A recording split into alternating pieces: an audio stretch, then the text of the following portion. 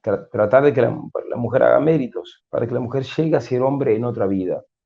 Porque si es mujer, ¿cómo va a no puede alcanzar la iluminación? ¿Bien? La iluminación perfecta, sino una iluminación menor. ¿Bien? Y entonces en ese contexto estaba autorizado en ciertos casos que el monje fornique con la mujer para iluminarla si la mujer se lo pedía.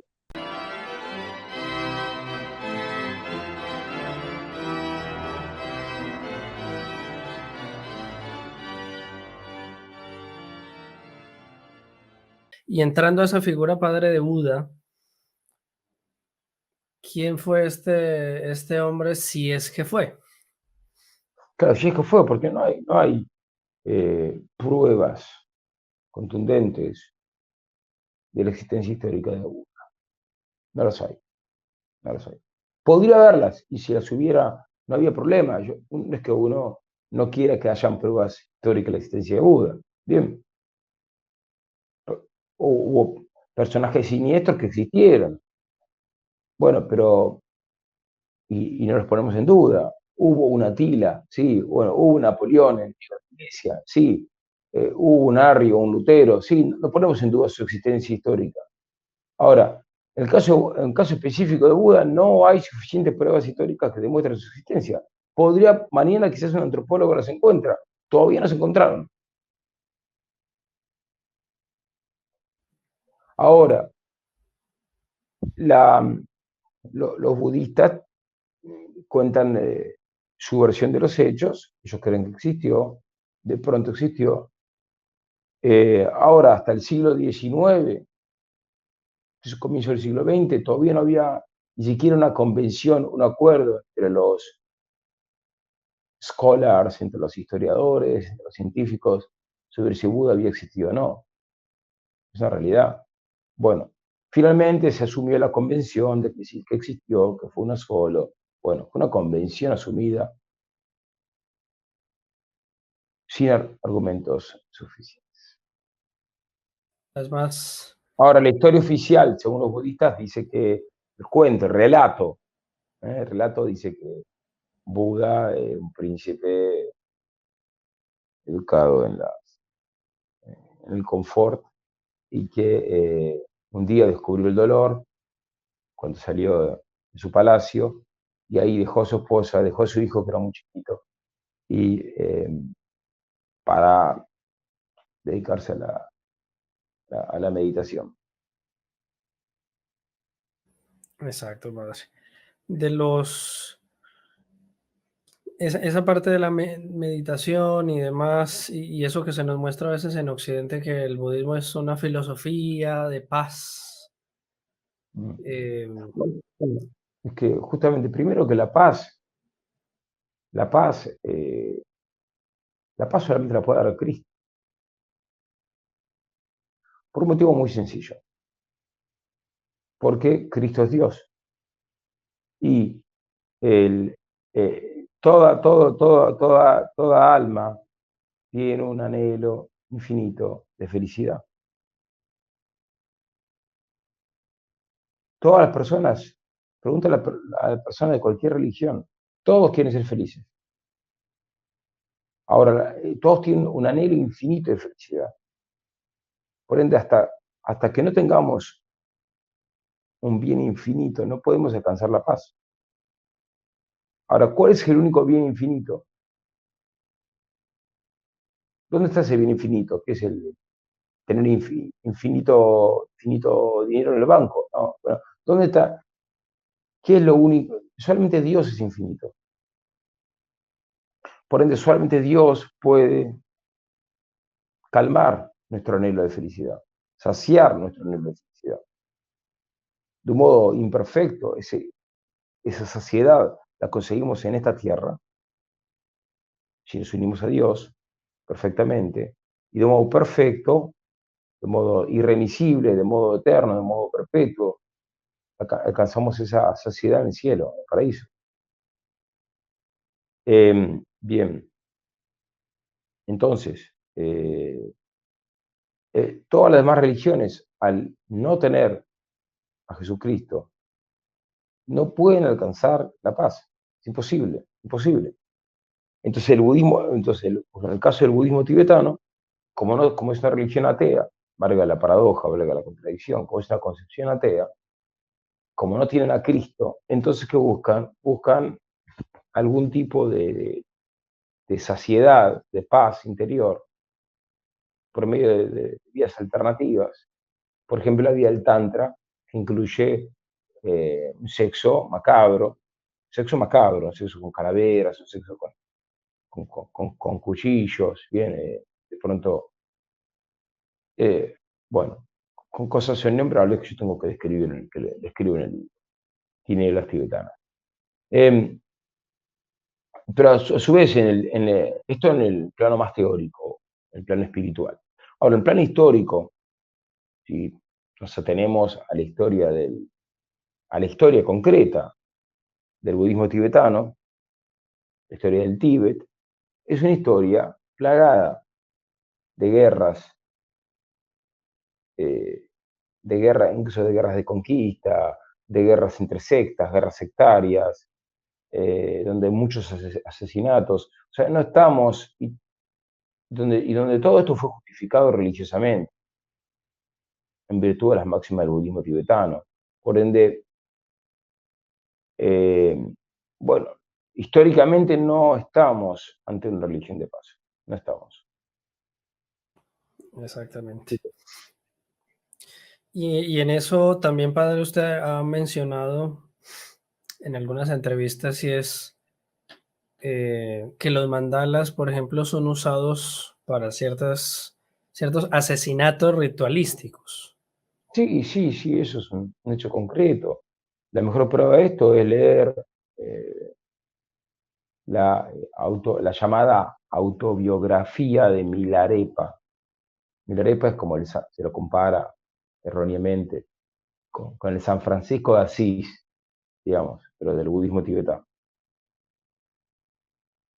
Milarepa, yo estando en el Himalaya, compré la vida de Milarepa, compré el libro, un profesor de una escuela con quien yo era amigo, él, él tenía un tío monje, y él me contaba que su tío, desde chico, le decía que le hablaba de Milarepa, le contaba las historias de Milarepa, así como acá un padre de familia le cuenta a su hijo las historias de San Francisco de Asís. Bueno, en la vida de Milarepa, la vida de Milarepa tiene dos etapas. Y la primera etapa es como supuestamente antes de su conversión, antes de su arrepentimiento. ¿Y qué hace? Va a matar gente. Va a matar gente, o sea, va un monje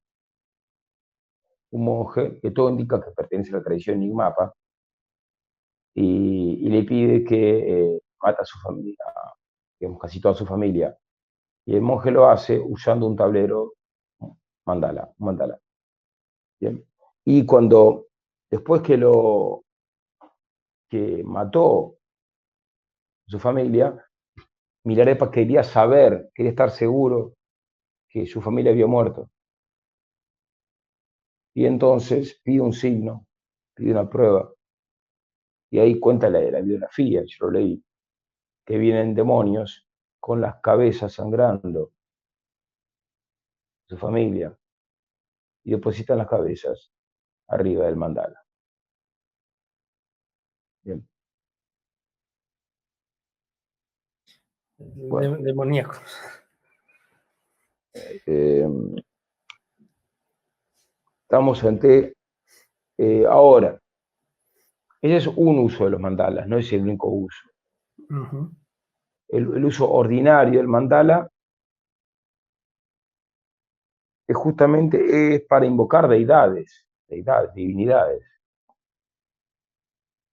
Y hay un rito específico de invocación de esas deidades para que esa deidad venga y entre dentro de uno mismo. Y hay ritos para que uno se convierta en esa deidad.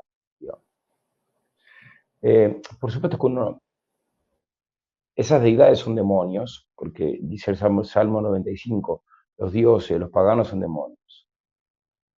Bien, pero además se invocan a esas deidades y la persona pretende convertirse en esa deidad.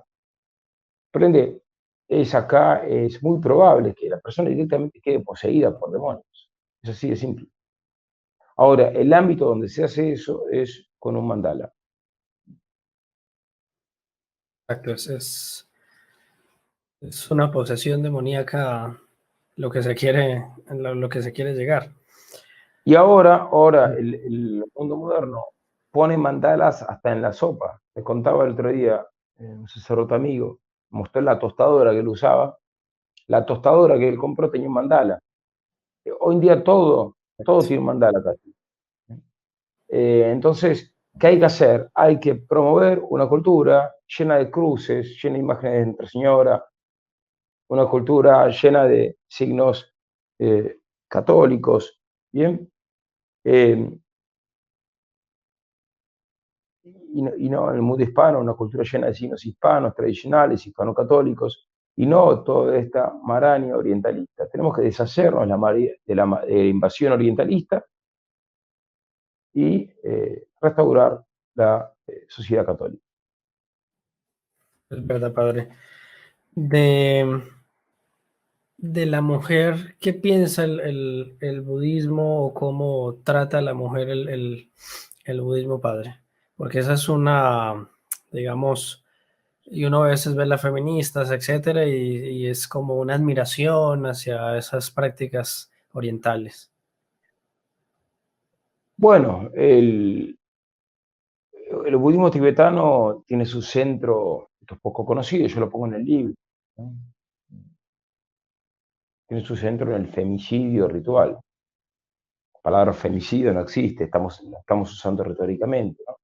Es el asesinato de la mujer, bien, y un asesinato que es mágico, no necesariamente real, eh, por el cual el hombre le roba, pretende robarle la energía femenina a la mujer, la ginergia, la energía femenina, la roba, y al robarle toda su energía, místicamente la mata. Bueno, ahora, históricamente, a muchos autores distinguen tres tipos de budismo. Bien, eh, si asumimos esta distinción de tres tipos de budismo, podemos decir que en el budismo inicial, eh, el budismo del pequeño vehículo, el hombre buscaba fugarse a la mujer, el monje buscaba fugarse a la mujer, porque la mujer era motivo de tentación, lo cual, bien entendido, es correcto. Lo que pasa es que, bueno, evidentemente eso no es para todos, porque muchos tienen vocación de casarse. Pero bueno, esa era la tendencia, fugarse a la mujer, lo cual llevaba, como era algo desordenado, porque no era, llevaba a la misoginia, a un desprecio a la mujer, ¿bien?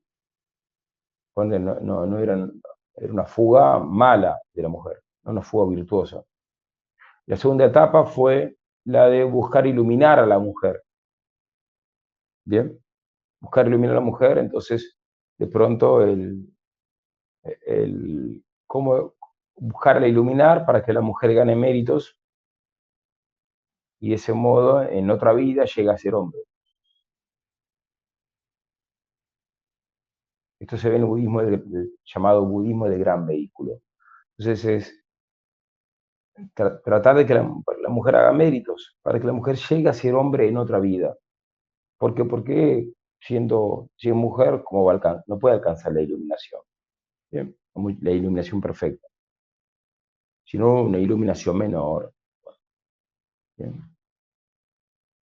Y entonces en ese contexto estaba autorizado en ciertos casos que el monje fornique con la mujer para iluminarla si la mujer se lo pedía. Eh, bueno, y después ya en la tercera etapa, que es la etapa tántrica, la etapa específica que se ve en el budismo tibetano, ya es la mujer debe ser, es un botín a conquistar. El monje que quiere llegar a ser un gran mago tiene que entonces robarle la energía femenina para aprovechar su energía, y así entonces él puede volverse omnipotente, un mago omnipotente. ¿Bien? Entonces, pero para sacar esa energía tiene que matarla y la mata de modo mágico en un acto de sexo macabro, tántrico. ¿Sí? Bueno, a esto lo podemos llamar femicidio ritual. ¿Bien? Eh,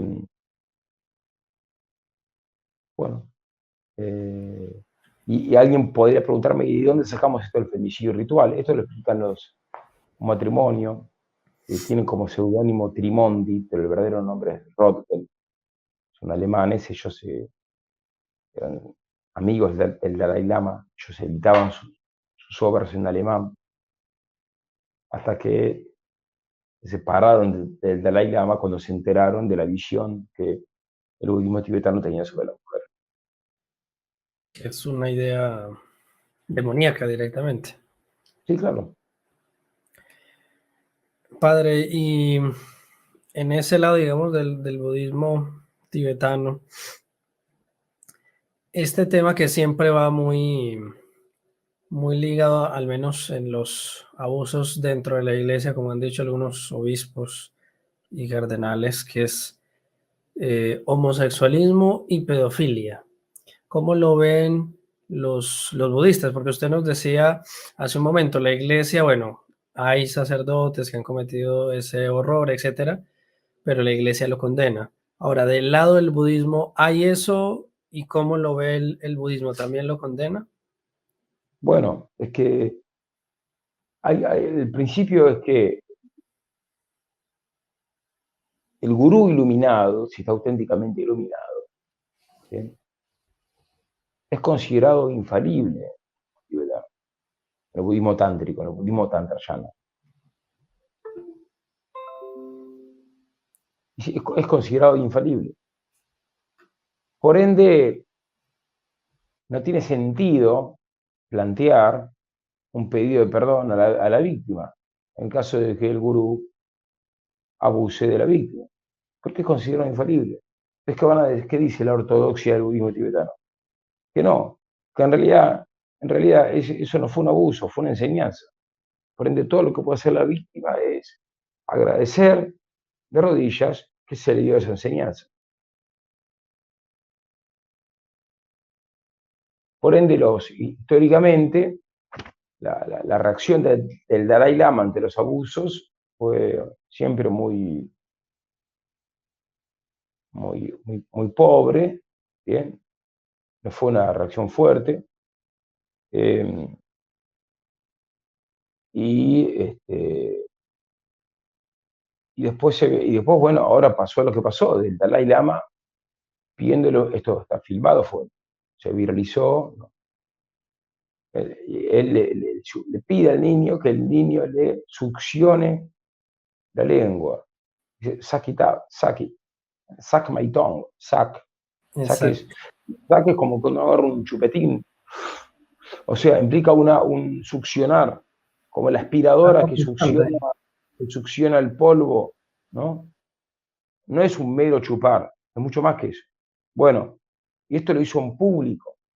¿Bien? O sea, para ellos eso no está mal. Bien. Sí, es una, digamos, un horror. Y en uno de los, recuerdo uno de los artículos, padre, que usted tocó en alguna ocasión, esa, digamos, esos monjes más femeninos y ese como, digamos, en los monasterios, si se les puede llamar así budistas, como ese utilizar a los niños o algunos monjes como una especie de, sí, de comodín sexual en ese sentido, ¿no? Bueno, ese artículo que yo publiqué, simplemente lo traduje, fue escrito por un monje, ¿bien? Un monje budista. Bueno, está esa denuncia, ¿no?, de, de que hay monjes que utilizan justamente monjes menores para hacer aberraciones. Em,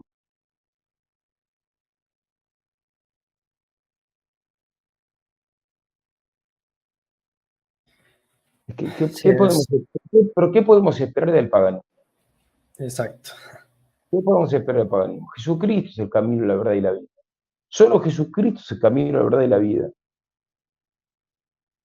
Y como la iglesia es el cuerpo místico de Cristo, entonces también podemos decir que la iglesia es el camino, la verdad y la vida, la iglesia católica. Pero fuera de la iglesia católica, fuera de Jesucristo, no podemos encontrar la salvación, la plenitud, vamos a encontrar eh, la locura, vamos a encontrar la demencia,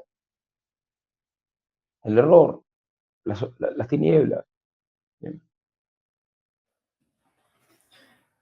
Los medios católicos, padre, para pasar a ese lado más propositivo, por decirlo así, eh, digamos que el budismo y esas filosofías y algunas supuestas orientales, pero que más son ese gnosticismo más trasnochado de aquí de Occidente, ofrecen el budismo como una salida, ¿no? Porque el estrés, porque la depresión, porque la meditación, por mil cosas.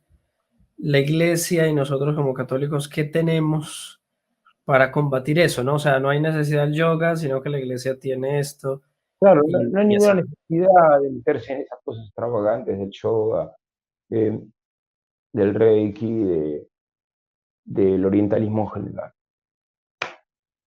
En primer lugar, hay muchas cosas que son naturales, que son buenas, empezando por el deporte, bien, deporte bueno. De hecho, los Juegos Olímpicos empiezan, justamente son una creación occidental, vienen de Grecia.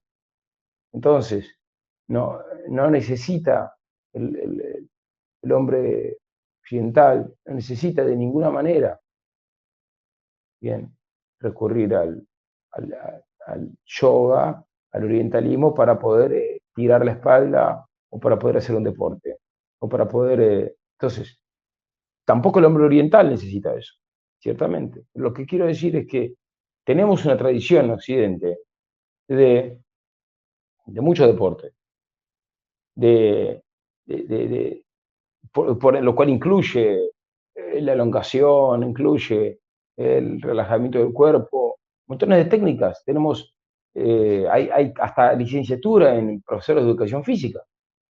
Yo ahora que tuve un problema en el tobillo, uno va al kinesiólogo, el fisioterapeuta, y uno queda impactado de toda la técnica que hay atrás, todo el conocimiento que tienen sobre, eh, hay como una enciclopedia, ¿no? De fisioterapia.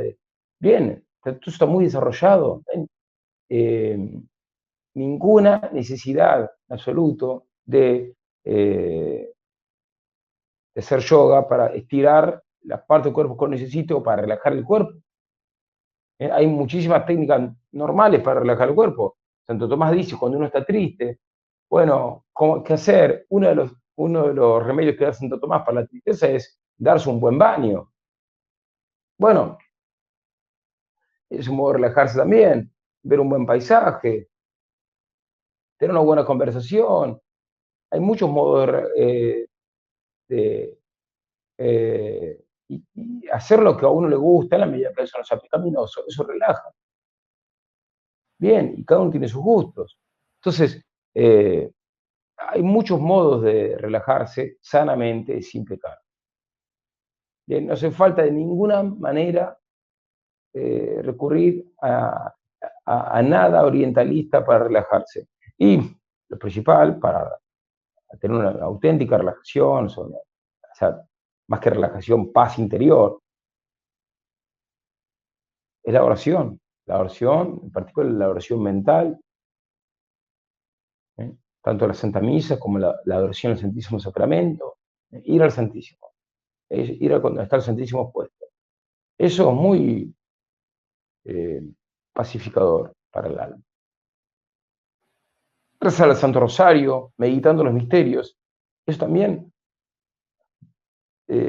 pacifica al alma. Sí, la contemplación y Ahora, ahora, estar haciendo posiciones extravagantes de yoga, ¿no? donde te duele el cuerpo, donde... Bueno, eso no relaja, ¿bien? O sea, necesariamente, ¿bien? Y si relaja, relaja peligrosamente porque nos pone de frente a una concepción gnóstica. Pero aún así, a menudo no relaja. Bien, hay gente, hay en internet fotos, videos, no mucho porque no quieren darle propaganda a esto, pero hay gente fracturada, gente lesionada por practicar yoga. Bien. Exacto. Y la contemplación, y bueno, nosotros tenemos mucha, digamos, la iglesia ya ha recorrido tantos caminos que sí, como usted dice, no hay necesidad de ir a esas cosas. Padre, usted A ver, tiene, sí, no, la expresión la iglesia ha recorrido tantos caminos, en realidad no, sí, no, distingamos, sí y no. ujú, No en el sentido que Cristo es el camino, Cristo es la vía, ¿bien? Por ende el camino es uno solo, es Cristo, y la iglesia enseña ese camino, que es Cristo. Ahora, después, hay distintas espiritualidades legítimas católicas, la franciscana, la dominica, la ignaciana, la benedictina, bien, la carmelitana, distintos modos, en ese sentido hablamos de distintos caminos, bien, eh, son todas, todos modos, distintas espiritualidades, todas católicas, llamémosle una auténtica pluralidad dentro de la unidad. No, perdón exacto, la sí, aclaración, Diego, pero me parece que era importante para sí, sí, sí, evitar malentendidos. claro, sí, es en ese sentido que el Espíritu Santo nos ha dado eremitas, nos ha dado un montón de vocaciones. Muchas gracias, Padre. Usted tiene un libro sobre esta cuestión del budismo, si nos puede comentar un poco de eso, y hasta un curso que usted está dictando sobre esto mismo, ¿cierto? Bueno, sí, sacó un libro llamado Tinieblas Tibetanas, el subtítulo es del yoga y el mandala al femicidio ritual. Y a su vez, eso, el padre Javier Olivera me había pedido que también lo grabe como curso, así que hicimos una versión muy resumida como curso, ahí disponible en la plataforma de padre Javier. Perfecto, Padre. Y para ir cerrando, creo que nos vamos ya a ese lado, digamos, de acción, de la misión, no solamente en el oriente lejano, sino incluso en estas zonas. Usted ha estado padre de misión en varios lugares. Si puede comentarle a nuestra audiencia un poco de eso, cómo ha sido esa experiencia y si alguien quiere, si tiene ese anhelo. Nosotros tuvimos, y digamos tenemos ahora en el cielo, Padre, como colombianos, un gran santo que es venerable ya, el venerable Monseñor Miguel Ángel Builes. Él vive, digamos, en el siglo XX. Y él fue un gran misionero, él es el gran misionero de Colombia y él mismo, aún siendo obispo de una diócesis bastante grande aquí en esta región de Colombia, que es Antioquia, él se iba al Amazonas, se iba al Amazonas para evangelizar y fundó una orden dedicada o varios, tanto de monjas como de sacerdotes, para predicar en esos lugares. Entonces, esa misión o ese anhelo de conquistar las almas está muy arraigado, digamos, en aquellos que tenemos esa devoción hacia Él. Esa misión, Padre, incluso aquí tan cerca, ¿no? Que es la misma nación colombiana donde incluso hay almas que no conocen a Dios. ¿Cómo es esa experiencia? Y que usted invite a nuestra audiencia también a ese celo Bueno, misionero, a quemar la sed de Dios. bueno, todo, me tocó misionar en varios lugares, por gracia de Dios, y todo aquel que quiera hacer una experiencia misionera, o, bueno, o ser misionero para siempre, eh, puede escribirme un WhatsApp, puedes poner mi número, vos lo tenés.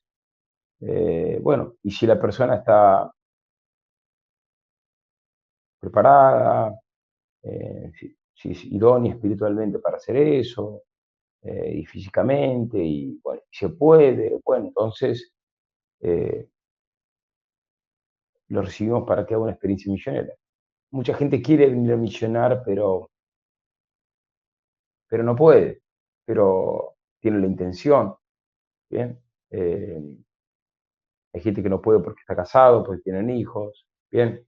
Otros por un tema de salud, otros por un tema de edad, otros porque, bueno, y otros que sí pueden. Así que si alguien está interesado, que escriba un WhatsApp. Perfecto, padre. La misión, hay un documental sobre la misión en Malawi. Sí. Digamos, ese documental y esa experiencia, usted ya está, digamos, he visto algunos videos ya en la misión en el Amazonas, pero digamos, pasar del Tíbet a Malawi, al Amazonas, es, ¿cómo es eso? Bueno, es que nosotros hacemos en la Red San Elías, en el ámbito misional, hacemos lo que podemos llamar operaciones especiales. Así como en el ejército están las fuerzas especiales, es lo que somos nosotros. Vamos a abrir frentes, brechas, más allá de la frontera, para fundar iglesias donde la iglesia no existe. Y lo hacemos en cooperación con la iglesia local, en la medida de lo posible, de modo tal que otros pues continúan, nativos continúan ese trabajo. ¿Bien? De modo tal que nuestra tarea es poner los primeros cimientos, abrir la primera brecha y después otros continúan con eso. Magnífico, padre. Bueno, entonces, no sé si usted quiere decir algo más para nuestra audiencia y le pedimos su bendición paternal también, padre. Bueno, voy a abrir acá al azar el libro de Nicolás Gómez Dávila, lleno de un gran poeta colombiano. Escolios. A ver, abro así al azar. Una frase de un escolio de Nicolás Gómez Dávila. El reflorecimiento periódico el reflorecimiento periódico de lo que decreta obsoleto le amarga la vida al progresista. Muy interesante. Espectacular. Se ve esto ahora. Hoy los progresistas declararon obsoletas muchas cosas, muchas verdades. Bueno, y hoy en día muchas de esas cosas están refloreciendo. Y se ve eso por YouTube, se ve por las redes sociales, se ve en la vida concreta. Está refloreciendo en pequeños ámbitos, pero está refloreciendo y cada vez más. Este reflorecimiento, por ejemplo, ahora está refloreciendo la misa tradicional. Este reflorecimiento le amarga la vida al progresista. Hacía unos años casi nadie hablaba de la cristiandad. Y hoy en día ya hay mucha gente hablando de la cristiandad, de que volvamos a tener un gobierno católico, volvamos a tener un Estado católico.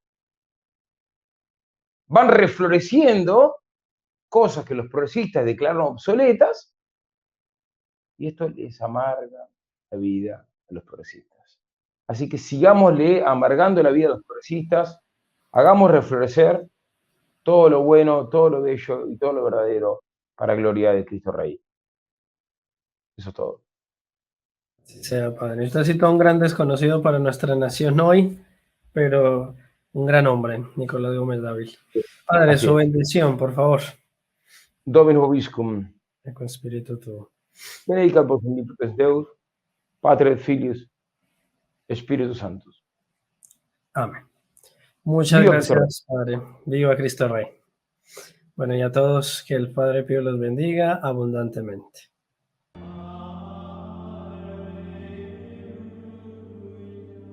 In nome del Padre, del Figliolo e dello Spirito Santo, e così sia. Sia lodato Gesù e Maria.